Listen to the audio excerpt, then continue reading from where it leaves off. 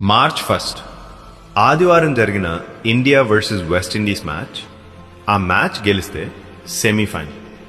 ఒకవేళ ఓడిపోతే సొంత దేశంలో తల ఎత్తుకోలేని పరిస్థితి, విమర్శలు, వెక్కిరింపులు, అవమానం. అలాంటి ఒత్తిడిలో సంజు శాంసన్, కేరళకు చెందిన ఒక క్రైస్తవుడు 97 పరుగులు, అవును 97 పరుగులు కొట్టి భారత జట్టును సెమీఫైనల్కి తీసుకెళ్లాడు. ఇది ఒక్కరోజు కథ కాదు. ఇంతకుముందు మ్యాచ్లో పరుగులు చేయలేకపోయాడు. టీం మేనేజ్మెంట్ అతన్ని పక్కన పెట్టింది, బెంచ్పై కూర్చోబెట్టింది. అన్ని మ్యాచ్లో విఫలమయ్యాడు, కానీ దేవునిలో విఫలం కాలేదు. చివరి బాల్ను 4 కొట్టి వెంబటే ఆలస్యం లేకుండా ఆ గ్రౌండ్ మధ్యలో ఆ క్రికెట్ పిచ్పై మోకాళ్లపై వంగి దేవుని స్తుతించాడు. దేవా, ఇది నీవు చేసినదే, నేను నా జట్టుని గెలిపించే కృప నీవేనయ్యా అని దేవునికి కృతజ్ఞతాస్తుతులు చెల్లించాడు.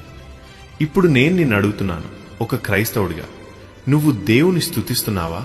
ఆయనకి కృతజ్ఞతలు చెప్తున్నావా? ఉమెన్స్ క్రికెట్లో జమీమా తన వంతు ప్రయత్నం చేసి జట్టును సెమీఫైనల్కి తీసుకెళ్లి దేవుని స్తుతించింది. మరి నువ్వు దేవుణ్ణి స్తుతిస్తున్నావా? నీకు నువ్వే ప్రశ్న వేసుకో. ఇకనైనా దేవునికి కృతజ్ఞతాస్తుతులు చెల్లించు.